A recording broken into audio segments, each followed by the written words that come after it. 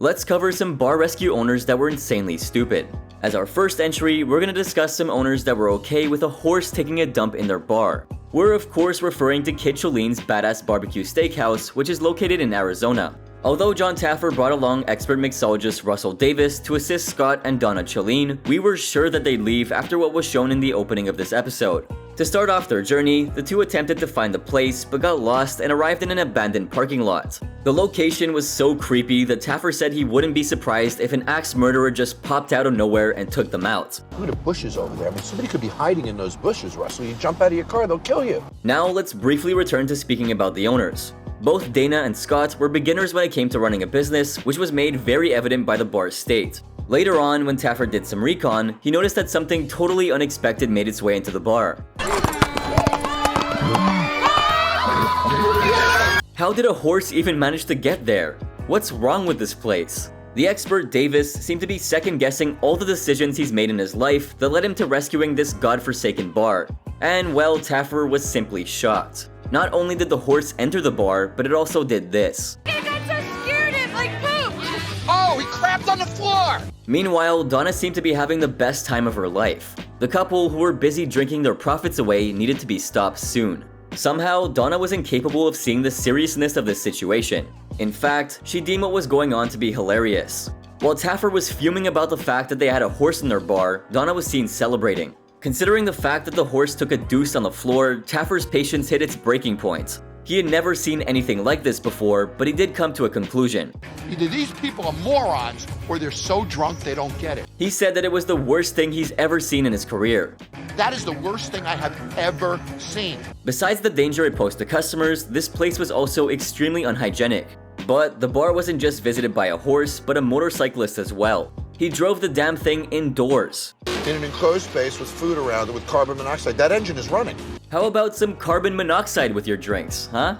Somehow, despite all these atrocities, Donna and Scott believed that their bar was doing just fine. As Taffer walked around the bar, Scott oddly gave him tons of praise, but the famous rescuer wasn't impressed. You look as good in all of your pictures. Thank all you. your shows. Angry, Taffer asked Scott how he even remembers him when he had so many drinks. You seem so intoxicated, I'm surprised you know even who the hell I am, to be honest with you. As he sat down to talk with the couple, he noticed that Donna was plastered as well. He tries to pull her leg by asking an interesting question. Yeah, Am I in focus?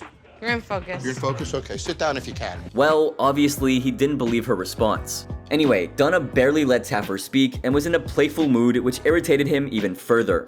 Additionally, she started to slur her words and was only intelligible with subtitles.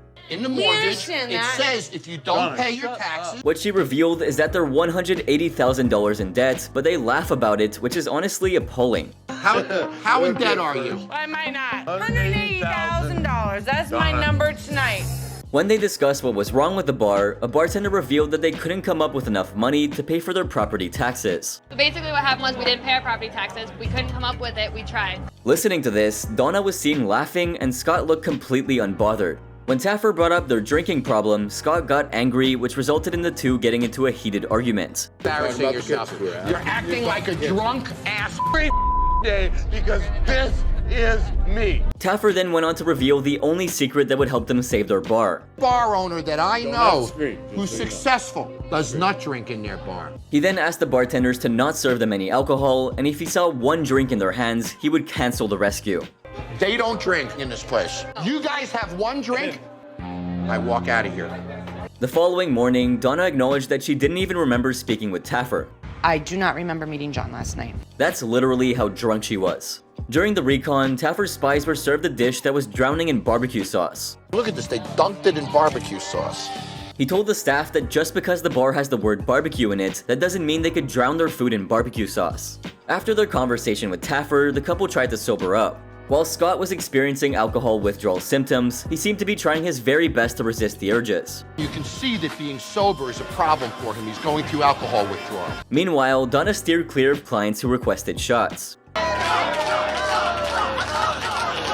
Taffer felt so sorry for the owners that he decided to sign them up for some addiction counseling. I will make sure they don't drink while I'm here. Things must have worked out just fine for the couple since the place is still up and running to this day. Now, this next bar may not have had horses or motorcycles come in, but it did have an owner who was leading it to closure. The Dugout Sports Bar and Grill in Chicago was owned by Ed Cressy, who was absolutely clueless about his business. While Cressy started off as the landlord of the building, he had to take over the business when his tenants failed to pay their rent. In hindsight, this man should have continued to be a landlord over an owner. Even though this bar would receive a surge of customers during the baseball season, it would still lose $30,000 to $40,000 per year. That's pretty awful. The main reason why they were losing so much was because of the fact that Cressy just wasn't interested in running the place. I can think of 100 things I'd rather do than run this bar. If the owner doesn't care, then why should the customers, right? During the recon, while Taffer and his experts spied on the bar, they realized that even though the building was in a popular area, it didn't stand out very much. The dugout, more than you see the bar. Oh yeah,